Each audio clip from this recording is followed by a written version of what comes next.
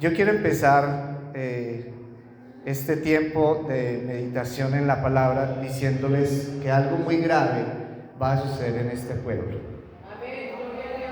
Y bueno, no se vayan a ir a los extremos, yo no soy profeta, tampoco soy de riesgos, pero quise traer, esta es una historia, un pequeño cuento que escribió el Nobel de Literatura Gabriel García Márquez, y parafraseándolo un poco, dice la historia que aquel día se levanta la mamá, tenía 2 hijos adolescentes, y el de 17, el hijo de 17, bueno, les da el desayuno, y ellos notan que la mamá está muy preocupada, y les dice, lo que pasa es que, muchachos, hoy amanecí preocupada porque siento que algo muy malo va a pasar en el pueblo. Entonces ellos se comen su desayuno normal, y el hijo mayor le da ese mismo día por irse a jugar billar en un lugar donde había de billares, y resulta que en ese lugar está haciendo su última jugada. Era una carambola muy pero muy sencilla, y uno de los compañeros de juego le dijo, bueno, le apuesto un peso a que no la hace, y el otro le dice, le apuesto a que sí. Y él en medio del juego tira para hacer la carambola, y ¿qué creen? Pierde. Aunque era muy sencilla, pierde. Entonces el que ganó la apuesta le pregunta, bueno, y sabiendo que era tan sencilla, ¿por qué la perdió? Y dice el muchacho, lo que pasa es que mi mamá me dijo esta mañana que ella tiene un presentimiento de que algo malo va a pasar en este pueblo. Y bueno, ellos se ríen y jajaja, y usted sabe cómo los muchachos, hasta que ya el muchacho, simplemente el que ganó la carambola, se va a su casa y empieza a contarle, no sé si a la abuela, a una tía, no sé, la historia de que mire cómo me gané un peso de fácil haciendo una carambola, y todo porque Damasceno, que se llamaba el muchacho, el hijo de la señora, Damasceno, se levantó preocupado que porque la mamá dijo que algo iba a pasar en este pueblo, y la tía o la abuela le dice, pues ojo con lo que dicen los viejos, hay que poner mucho cuidado a lo que dicen los viejos.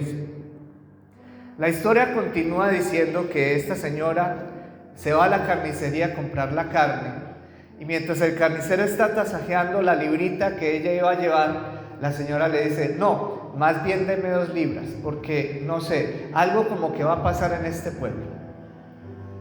Y el carnicero le despacha sus 2 libras, y la señora se va, y después llega otra cliente, una señora que tenía 4 hijos, y le empieza a despachar las porciones de los hijos, y le dice el carnicero, pero le recomiendo más bien que lleve otra libra de más, porque están diciendo que algo malo va a pasar en este pueblo. La señora inmediatamente le dice, sí, empáquemela. Y empieza el hombre, y ese día, mejor dicho, vendió toda la carne que tenía, y luego le tocó matar otra vaca, tasajearla, y ese día se esparció el rumor de que algo malo iba a pasar en ese pueblo. Los habitantes a mediodía estaban en el parque del pueblo, y ese día estaba haciendo calor, y alguien le dio por decir, está haciendo más calor de lo habitual. Y dice uno, no, es el calor normal de este pueblo, porque aquí hasta uno se le derriten los zapatos del calor, ese es el calor normal del pueblo. Otro por allá vio que un pajarito descendió al parque, y entonces decían, eso no es normal que un pájaro descienda al parque. ¿Cómo así? Después descendió otro, no, aquí algo va a pasar. Y pasaron los momentos, pasaron las horas, los minutos, y la gente estaba a la expectativa.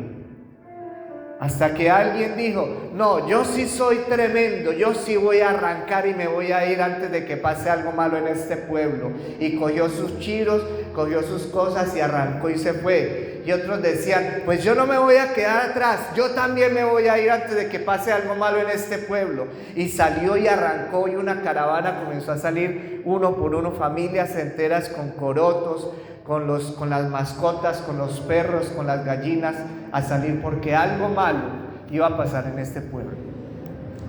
Finalmente uno de ellos dijo: pero no voy a dejar que mi casa se la quede cualquiera, y empezó a echarle candela a la casa, y otros hicieron lo mismo. Y al final, una de las últimas personas en abandonar el pueblo fue la señora, que se levantó diciendo: algo malo estaba a punto de pasar en este pueblo. Y decía: ¿vio mi hijo que algo malo iba a pasar en este pueblo? Ahí termina la historia. Pues eso es lo que cuenta Gabriel García Márquez. Pero lo tremendo de esto es que habla muchísimo de nuestra idiosincrasia colombiana, porque somos muy dados al chisme y al escuchar rumores. Y parece que tuviéramos unas antenas parabólicas en los oídos, porque cuando alguien dice: imagínate, te cuento, ¿se han escuchado la expresión? Imagínate, te cuento, hijo de madre, ese es como un imán, ¡pum!, queda uno pegado ahí, ¿cierto? Y aquí es donde viene el tema que nos va a conectar con lo que vamos a estudiar. Y es que no pasa solamente a la gente del mundo, también nos pasa a los creyentes, a los hijos de Dios, que estamos preocupados porque algo malo va a pasar en este pueblo, y nos quedamos con el rumor y con el chisme. Y eso es que, ¿te acuerdas de doña Teresita? ¿Cómo te parece que se murió? No, eso es que algo malo va a pasar en este pueblo. Hermano, hermana, toda la gente se muere, y no por eso algo malo va a pasar en este pueblo. Ahora, ¿por qué quiero como entrar con esto? Por lo siguiente. Resulta que nosotros, y voy a hablar de nosotros, no voy a hablar de la gente de afuera, nosotros tenemos que entender que nosotros no debemos estar llamados a movernos por rumores o por creencias o por opiniones, sino que tenemos que estar llamados a ser un pueblo que se mueve por convicción. Y ese es el título de la predicación en esta mañana: llamados con convicción. Porque el pasaje que vamos a estudiar es un pasaje profundamente teológico, profundamente espiritual, pero muchas veces de esa profundidad y de esa teología no hablamos porque no entendemos, porque no estudiamos, y preferimos más bien predicar rumores que predicar la verdad de la palabra de Cristo que está en la Biblia. Y esa es, perdónenme lo que voy a expresar de una manera muy respetuosa, nuestra ineficacia espiritual. Este pueblo no está lleno de cristianos, no porque no queramos, todo el mundo quiere que haya cristianos acá y que estas iglesias crezcan. ¿Cuántos dicen amén? Este pueblo no está lleno de cristianos porque no estamos convencidos de lo que creemos. Porque nos cuesta entender lo que creemos y en quién hemos puesto nuestra esperanza. Yo le invito para que vayamos a la palabra del Señor y busquemos el Evangelio de Juan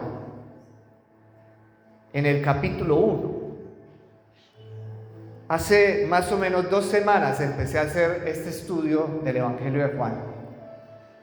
Y les digo que he estado bastante zarandeado por la palabra, porque me ha ayudado a entender cosas en mi fe que estaban mal entendidas.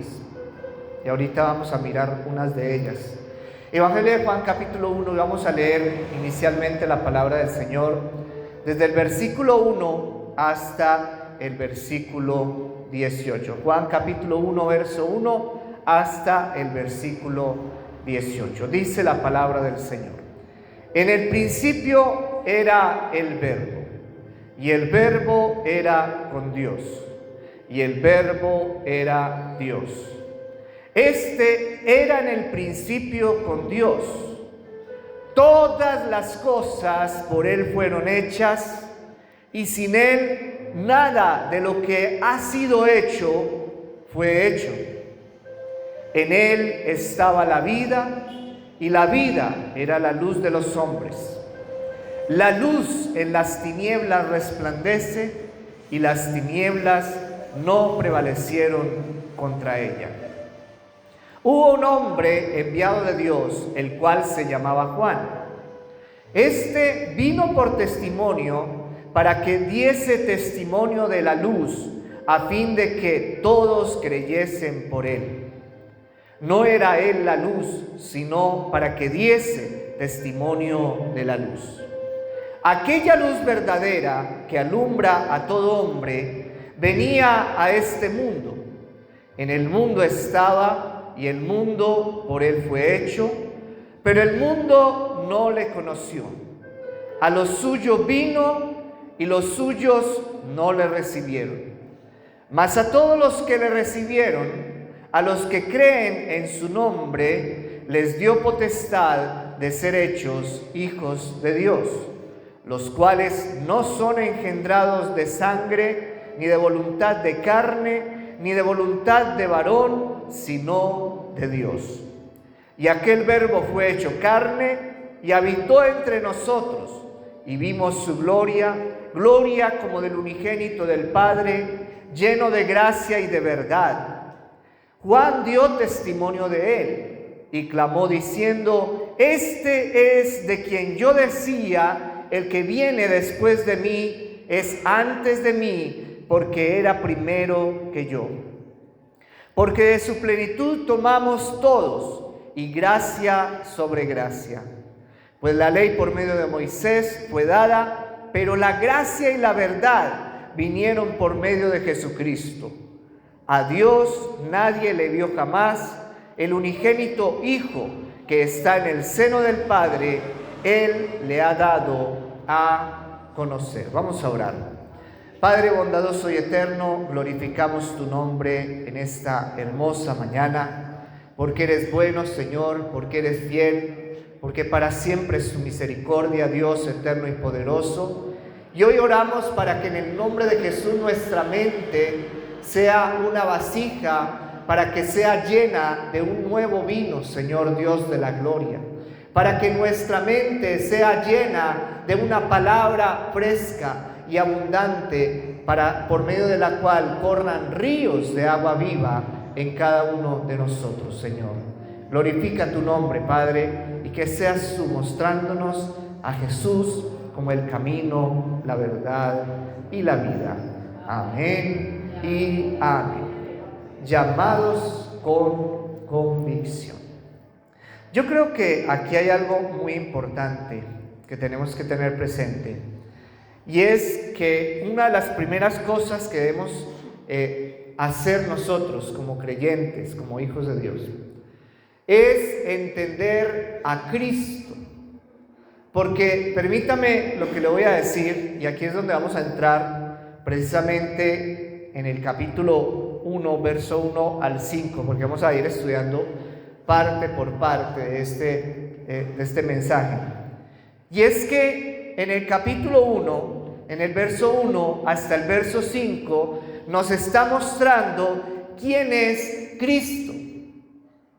Y no nos está mostrando aquel que anduvo caminando, aquel que le crucificaron, aquel que murió y resucitó. Sí, ese es Él. Pero hay algo que es importante, es entender quién es Él en esencia. Diga conmigo, en esencia. Porque el resultado de la esencia de Cristo fue la cruz del Calvario. Pero la cruz del Calvario no era el final de Cristo. Y primer error que nosotros cometemos, sobre todo los que venimos de la doctrina católica, es creer que cuando vemos un crucifijo, ese es Cristo. Y cada vez usted póngale un crucifijo, ¡ay, ese es Cristo! Ese no es Cristo, ese es un crucifijo. Porque la Biblia nos dice muy claramente que Cristo, como lo dice el versículo 1, es el Verbo. Y dice, en el principio era ¿quién? El Verbo. Y dice, el Verbo era con Dios y el Verbo era Dios. Es decir, primer elemento importante, Cristo es Dios. Y yo quiero que lo tengan muy en cuenta. ¿Por qué? Por varias razones. Primero, porque a veces estamos contaminados de tanta religiosidad que creemos que Cristo no es suficiente. La doctrina católica lo predica perfectamente. Para ellos Cristo no es tan suficiente, que tienen que poner a María y que tienen que poner santos para que eso medio empuje la gente para arriba. Y perdónenme como lo voy a expresar, pero eso es una herejía. Porque la Biblia nos muestra claramente que el único y suficiente Salvador se llama ¿cómo? Jesucristo. No hay más. Y a su nombre.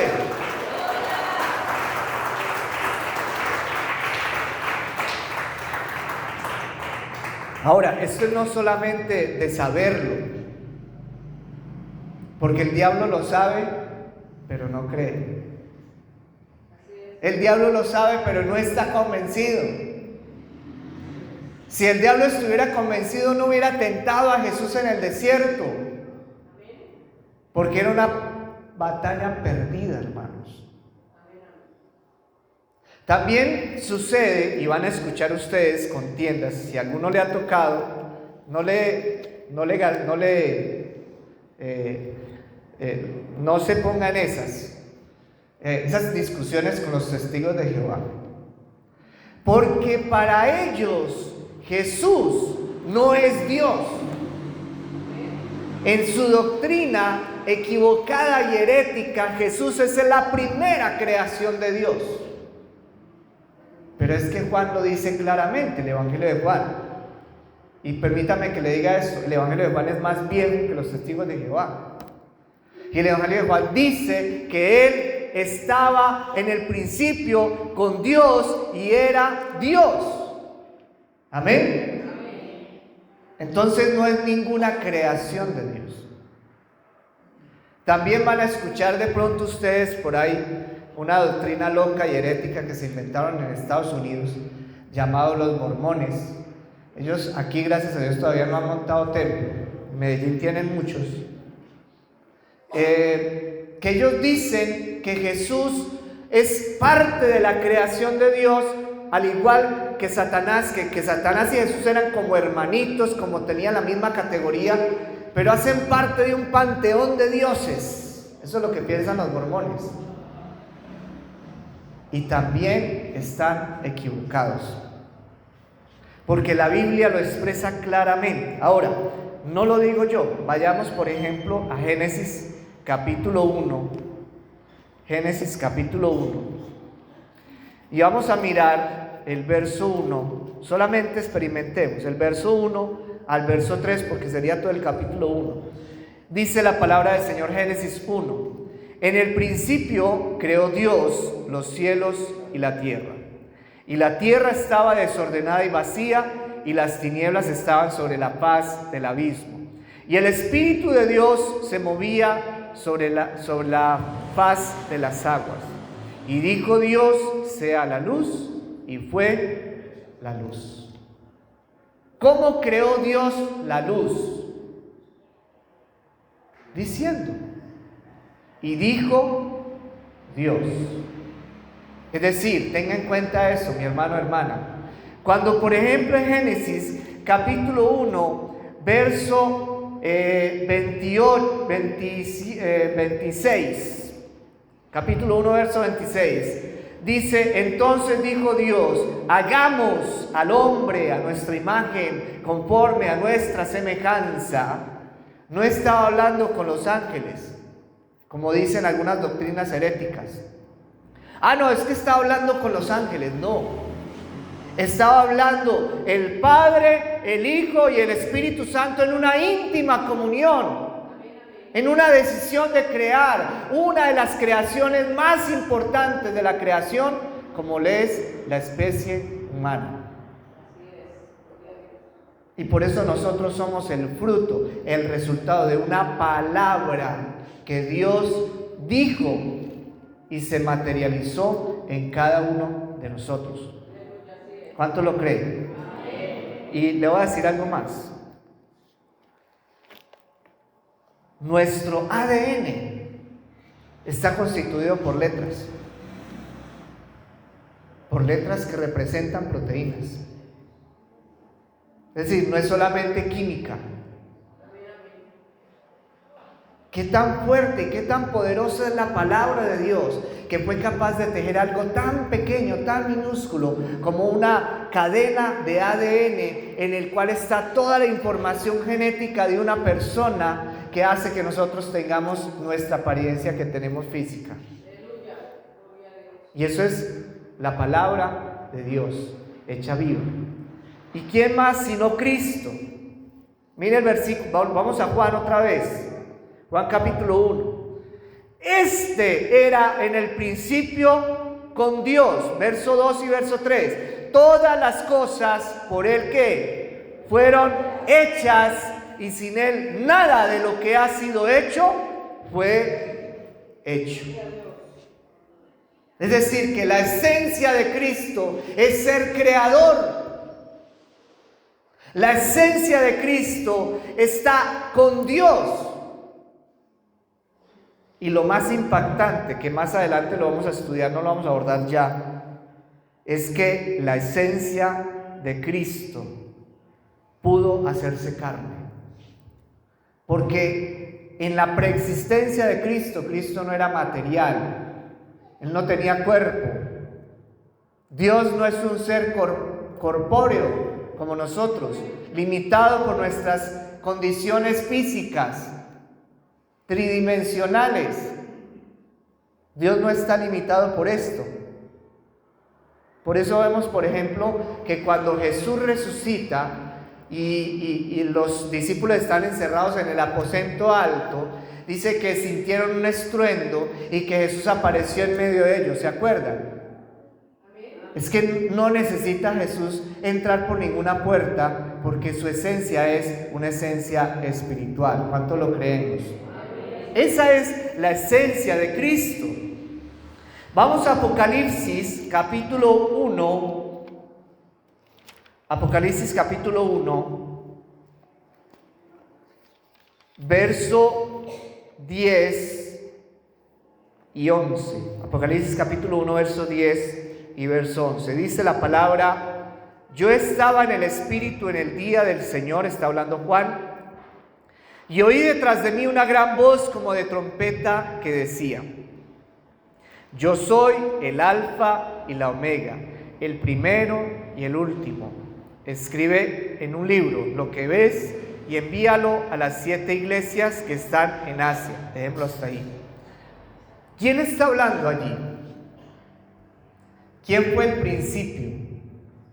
¿Y quién va a ser el fin? Cristo. Eso es muy importante tenerlo presente. ¿Por qué? Porque si yo entiendo que Cristo no es un crucifijo, que Cristo no es un diosecito, que Cristo no es un ser creado, yo tengo que ser digno representante de ese Dios encarnado llamado Jesucristo. ¿Cuánto lo creen? Y permítame lo que le voy a decir con respeto y cariño. No puedo andar yo dando mal testimonio en la calle de ese maravilloso ser llamado Jesucristo nuestro Señor. Porque es que es el nombre del Señor.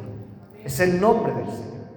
Ahora, la segunda parte de este texto que estamos estudiando en Juan, capítulo 1, va del versículo 6 al versículo 8. Y aquí es donde, digámoslo así, el Antiguo Testamento se conecta con el Nuevo Testamento en una persona muy importante llamado Juan el Bautista. ¿Alguien conoce a Juan el Bautista? ¿Alguien lo conoce? ¿Amén o no amén?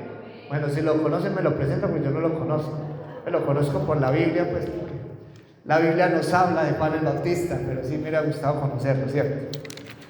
¿Qué pasa con Juan el Bautista? Dice, vayamos a Isaías capítulo 40. Isaías capítulo 40. Y vamos a mirar el versículo 3. Isaías 40, verso 3. Dice la palabra del Señor: voz que clama en el desierto, preparad camino a Jehová, enderezad calzada en la soledad a nuestro Dios. Por allá, vamos a buscar ese texto en Mateo capítulo 3, verso 13. Vemos precisamente a Juan el Bautista en el desierto, predicándole al pueblo de Israel que se tenían que arrepentir. ¿Qué tenían que hacer? Arrepentirse. ¿Por qué? Porque el reino de los cielos estaba cerca. ¿De quién estaba hablando Juan el Bautista? Sino de Cristo. ¿Cuánto lo creen? Amén. ¿Y por qué Juan el Bautista es tan importante? Recuerden que Israel fue un pueblo muy movido por profetas en el Antiguo Testamento. Habló, por ejemplo, Isaías, Jeremías, Ezequiel, pero hubo profetas del Antiguo Testamento que no escribieron ningún libro, pero que fueron muy importantes para la historia de Israel, como lo fueron, por ejemplo, Elías y Eliseo. Amén. Y estos profetas, sobre todo Elías, fue alguien que impulsó mucho en Israel la idea de que iba a venir un Mesías, un Salvador. Pero ¿de dónde viene eso? Desde el Antiguo Testamento. Ahora, cuando nosotros observamos el papel de los profetas del Antiguo Testamento, no era hacer milagros. Eso era derivado de su autoridad profética. Digámoslo así, de una u otra manera, contrariando el pensamiento moderno de algunas personas, algunos creyentes, que dicen: ay, profeta, llegó el profeta, me va a decir qué es lo que va a pasar conmigo. No, eso no es un profeta, eso es un adivino. Ay, es que el apóstol me va a adivinar porque él tiene la unción de Cristo. No, la unción de Cristo la tenemos todos. Es más, todos deberíamos de ser apóstoles, pregoneros del mensaje del Evangelio. ¿Cuánto lo creemos? Pero el apostolado en el Antiguo Testamento tenía una función muy importante, y era decirle a Israel y a Judá: ojo, están pecando, ustedes son el pueblo de Dios, vuelvan su mirada al Señor. Esa era la función de los profetas. Y claro, como el ser humano, como seres humanos, somos testarudos. No nos gusta que nos digan lo que tenemos que cambiar, porque es que ese se cree tan orgulloso porque vea diciéndole a uno eso. Así somos los seres humanos. Y por eso muchos profetas terminaron muertos, asesinados, por cuenta de lo que ellos estaban denunciando de parte del Señor. Y cuando llegamos al Nuevo Testamento, la primera persona que aparece en escena no es Jesús, es Juan el Bautista. Porque Israel tenía una promesa. Israel recibió una palabra diciéndole que vendría por segunda vez el profeta Elías. Y ellos hasta el día de hoy, Israel está esperando a Elías. Y Jesús por allá les aclaró a los judíos de su tiempo que Elías ya había venido en Juan el Bautista. ¿Y cómo terminó Juan el Bautista? Sin cabeza, ¿cierto? ¿Por qué terminó Juan el Bautista sin cabeza? Porque resulta que Juan el Bautista le dijo a uno de esos reyes: usted no puede estar con la mujer de su hermano. Y como les gustaba andar más bien en fornicación y en adulterio, entonces, ¿qué hizo la muchacha? Tráigame la cabeza de Juan el Bautista en una bandeja, después de que le bailó al rey. Y ahí terminó la historia de Juan el Bautista. Pero Israel lo vio como un profeta. Ahora, el problema es este, y aquí es donde quiero que ustedes pongan muchísima atención. A veces nos quedamos con el predicador y no con su mensaje. Eso es un error que cometemos muchísimas veces. Nos quedamos con el predicador porque se mueve muy bien, porque tiene un cabello ondulado, así que... Bueno, yo no, ¿cierto? Ay, no, es que ese predicador echa muchos chistes buenos. Vea ese cuento que contó al principio. Pero nos olvidamos del mensaje. A la gente le apasionaba seguir a Juan porque los tiraba al agua, así como hicieron ayer con los que bautizaron. Y los bautizaban.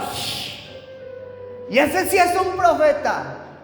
Pero no escucharon el mensaje que decía que él, dice el versículo 7 del capítulo 1 de Juan: este vino por testimonio, para que diese testimonio de la luz, a fin de que todos creyesen por él. No era él la luz, sino para que diese testimonio de quién, de la luz. Le voy a decir un secreto.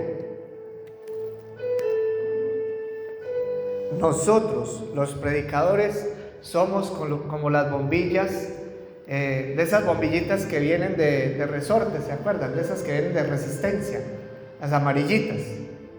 Nos fundimos. ¿A quién no se le ha fundido un foco en la casa? A todos, ¿cierto? A uno a prenderle, no prende, se dañó el foco, vaya, cámbielo. Así somos los predicadores, mis amados hermanos. A veces nos fundimos, a veces nos apagamos.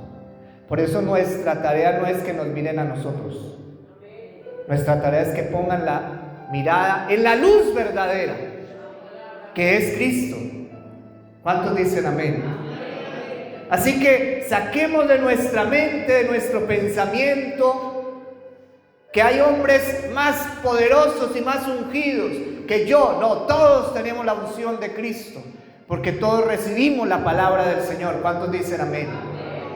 Hoy les estoy entregando a través de esta predicación, una responsabilidad a todos y cada uno de ustedes. Y ahorita nos vamos a dar cuenta por qué. Ahora bien, así como Juan el Bautista vino a dar testimonio de ese Cristo, de esa esencia de Cristo, nos dice el capítulo 1, verso 9 al 10, Juan, el apóstol Juan, nos explica cuál era la misión de Cristo. Nos habla acerca de la misión de Cristo. Y usted se preguntará, bueno, yo le voy a hacer esta pregunta en esta mañana. Y aquí es donde yo sé que más de uno, si yo soy profesor, los que no saben, yo soy profesor. Si yo fuera a hacer un examen calificable de esta pregunta, ¿cuántos podrían sacar el 5, que es la máxima calificación que yo pongo en el colegio? A ver, pregunta sencilla. ¿Cuál era la misión de Cristo? A ver si alguien sabe. Yo sé que algunos dirán, la misión de Cristo es venir a la cruz del Calvario, morir por nosotros, salvarnos. No. Ya, perdiste. Porque el Evangelio de Juan nos aclara, nos da claridad, nos da certeza de cuál era la verdadera, digámoslo así, la misión de Cristo. Porque el morir en la cruz del Calvario es una consecuencia de la misión de Cristo. Vayamos a la palabra, Juan capítulo 1. Dice: aquella luz verdadera que alumbra a todo hombre venía a este mundo. En el mundo estaba y el mundo por él fue hecho, pero el mundo no le conoció. Vamos hasta ahí, ¿cierto? ¿Cuál era la misión de Cristo según esto? es muy sencilla, mis amados. La misión de Cristo era hacernos hijos de Dios. O es, porque Él sigue vivo. La misión de Cristo, diga conmigo, la misión de Cristo es hacerme hijo de Dios. Vamos a mirar Colosenses capítulo 1, versos 16 al 17. Colosenses capítulo 1, versos 16 al 17. Dice: porque en Él fueron creadas todas las cosas, las que hay en los cielos y las que hay en la tierra, visibles e invisibles, sean tronos, sean dominios, sean principados, sean potestades. Todo fue creado por medio de Él y para Él. Él es antes de todas las cosas y todas las cosas en Él subsisten. ¿Cuánto lo creen? Es que precisamente si entendemos que Él es el centro, el eje de nuestra esperanza eterna, hermanos, ya empezamos a tener convicción. Miren lo que dice nuevamente Juan, capítulo 1. Dice: aquella luz verdadera que alumbra a todo hombre venía a este mundo. El que nos hizo a usted y a mí en detalle, que hasta nos puso la cantidad de pestañas precisas, no de más y no de menos. El que nos puso los puntículos lunares precisos, no de más y no de menos. Aquel vino al mundo a darnos la luz que necesitamos para ser verdaderamente hijos de Dios. Pero dice el verso 10: pero el mundo no le conoció. O sea, la misión de Él, ¿cuál fue? Venir a traernos la luz de Dios. Pero ¿cuál fue el problema? Que el mundo no, ¿qué? No le recibió, no le conoció. No le conoció. Y aquí vamos a la siguiente parte, en el desarrollo de la misión de Cristo. Ya sabemos que la misión de Cristo fue traer la luz de Dios a nuestras vidas. Ahora, ¿cómo desarrolló esa misión? ¿O cómo iba a desarrollar esa misión? Versículos 11 al versículo 14 del capítulo 1. Dice: a los suyos vino y los suyos no le, ¿qué? No le recibieron. Mas a todos los que le recibieron, a los que creen en su nombre, les dio potestad de ser hechos hijos de Dios, los cuales no son engendrados de sangre, ni de voluntad de carne, ni de voluntad de varón, sino de Dios. Y dice: y aquel verbo fue hecho carne y habitó entre nosotros, y vimos su gloria, gloria como del unigénito del Padre, lleno de gracia y de verdad. Usted no puede esperar, perdóneme como le voy a decir, que usted y yo demos testimonio de la luz sin rechazo. Si rechazaron la luz, prepárense porque también nos van a rechazar a nosotros. Es parte de la misión, es parte de la tarea. ¿Cuánto lo creen? Entender a Cristo, vivir a Cristo y ser un punto de contradicción en el mundo. Porque cada vez que nos ven a nosotros, nos ven como: ay, estos tan raros, estos no son normales. ¿Usted cree que la gente que pasa por aquí al frente nos ve? Vean los evangélicos, los evangélicos, los raros. No se preocupe. El Dios de los cielos que se hizo carne, a Él lo vieron más raro todavía. Y fue el Creador que nos creó a nosotros y los creó a ellos. Y si rechazaron los profetas que venían a hablar acerca del Mesías, ¿cuánto más no nos van a rechazar a nosotros? Es que nosotros tenemos que entender que nuestra vida debe tener un propósito de dar ese testimonio a pesar de. Amén. Y hay algo muy importante que está plasmado en el versículo 5. Dice: la luz en las tinieblas resplandece y las tinieblas no prevalecieron contra ella. ¿Cuántos lo creen? Miren lo que dice Juan capítulo 16, verso 33. Juan capítulo 16, verso 33. Dice la palabra del Señor: estas cosas os he hablado para que en mí tengáis paz. Vamos a leerlo juntos esta mañana. Leámoslo juntos. Estas cosas os he hablado para que en mí tengáis paz. En el mundo tendréis aflicción, pero confiad, yo he vencido al mundo. ¿Cuántos lo creen? Y a su nombre, démosle un fuerte aplauso.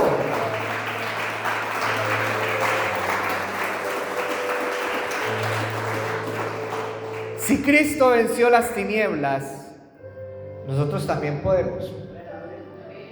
Diga: yo también puedo. Así como el del cuento que dijo: no, yo me voy. Y eso: yo también puedo. Pues ellos se fueron detrás de un rumor, ¿cierto? Nosotros nos vamos detrás de Cristo. No es un rumor, es una certeza. Y a su nombre, aleluya.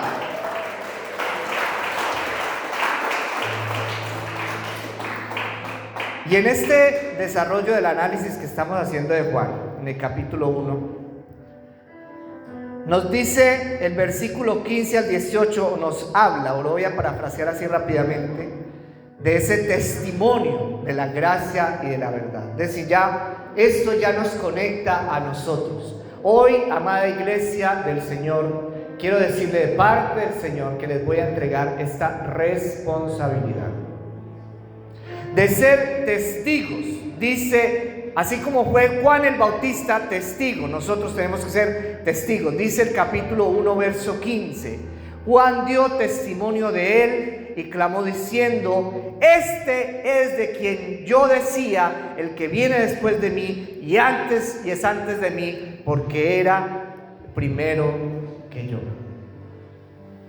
No de testimonio de otra cosa, de testimonio de Cristo. No de testimonio de otra cosa, de testimonio de Cristo. Porque, permítame lo que le voy a decir, a veces queremos dar testimonio de buenos modales. Sí, está bien, dar testimonio de buenos modales, pero el más importante, el que cambia vidas, el que transforma vidas, se llama Jesucristo. A uno lo pueden ver muy formal, muy querido, muy de la casa, pero eso no va a transformar a nadie. Lo que transforma es el testimonio de Cristo. De Cristo, diga conmigo, de Cristo. Y aquí hay algo muy importante.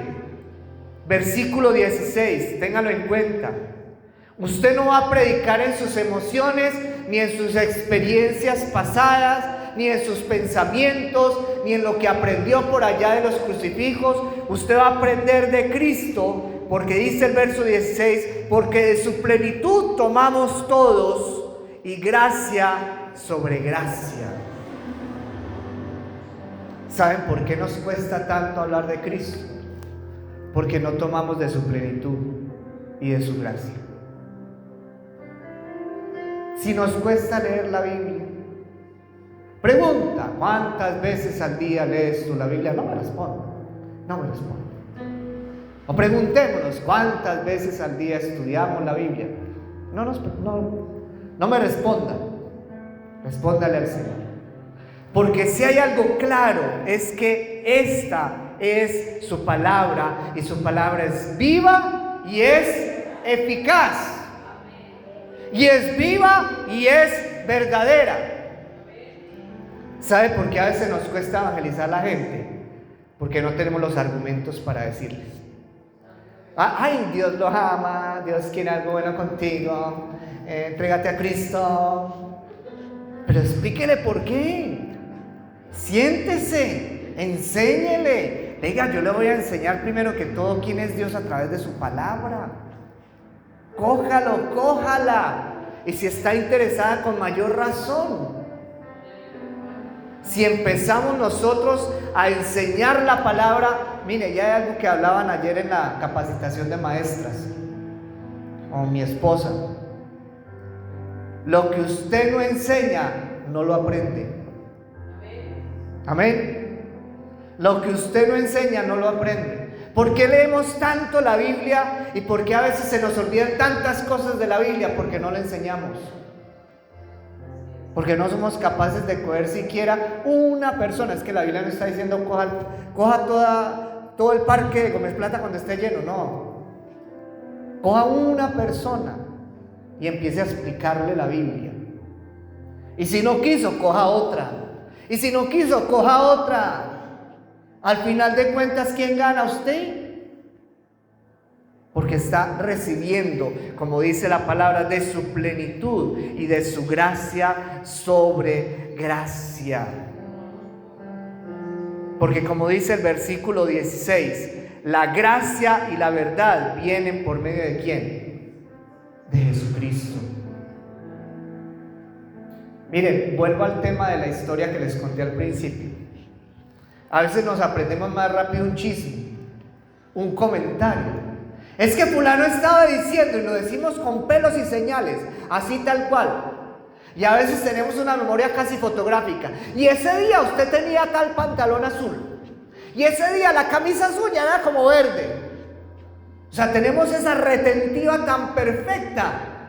Pero para hablar de la Biblia, lo que pasa es que la Biblia dice, ayúdate que yo te ayudaré. ¿En dónde dice eso? Nos inventamos la Biblia. No somos capaces de llegar al detalle de decir qué fue lo que pasó en ese pasaje bíblico. Pero para un chisme sí.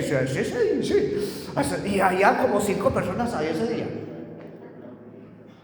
Hermanos, hoy hay un llamado de parte del Señor a romper ese molde, esa maldición.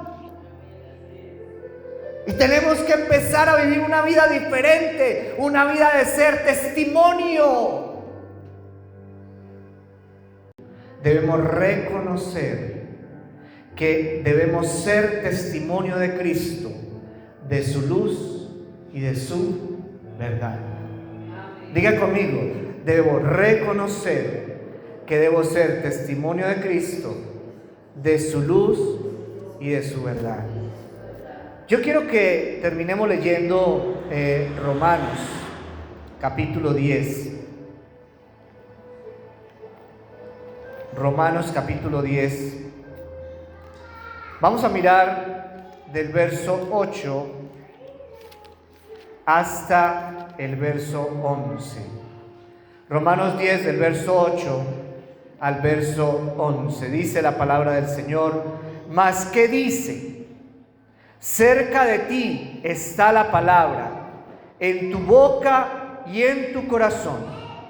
Esta es la palabra de fe que predicamos, que si confesares con tu boca que Jesús es el Señor y creyeres en tu corazón que Dios le levantó de los muertos, serás salvo. Porque con el corazón se cree para justicia, pero con la boca se manifiesta para salvación. Pues la Escritura dice: todo aquel que en Él creyere no será avergonzado. Yo quiero que usted en esta mañana se vaya con este pensamiento. Tú tienes la palabra. Tú tienes en tu boca y en tu mente y en tu corazón la palabra. Déjame decirte qué es lo que debes predicar, qué es lo que debes confesar, qué es lo que debes creer. Y esto te va a dar justificación. Hermano, hermana, no tienes que ser perfecto. No tienes que ser el mejor predicador del mundo. No tienes que convencer a nadie con argumentos humanos. Deja que Dios obre en ti por medio de su palabra. Vamos a inclinar nuestro rostro. Vamos a orar en esta mañana. Poderoso Dios, gracias por Cristo Jesús en nuestras vidas, Señor. Nuestro centro, nuestra vida, nuestra luz. Gracias porque Cristo es la razón más importante para levantarnos cada día y luchar nuestras vidas, Señor. Gracias porque en ti y solamente en ti podemos tener ese favor, esa gracia. Podemos tener esa misericordia. Y gracias, Señor, porque hoy nos entregas una comisión de ser testigos del poder de Cristo para salvación del mundo, en el nombre poderoso de Cristo Jesús, nuestro Señor. Amén y amén. Démosle un fuerte aplauso al Rey de Gloria.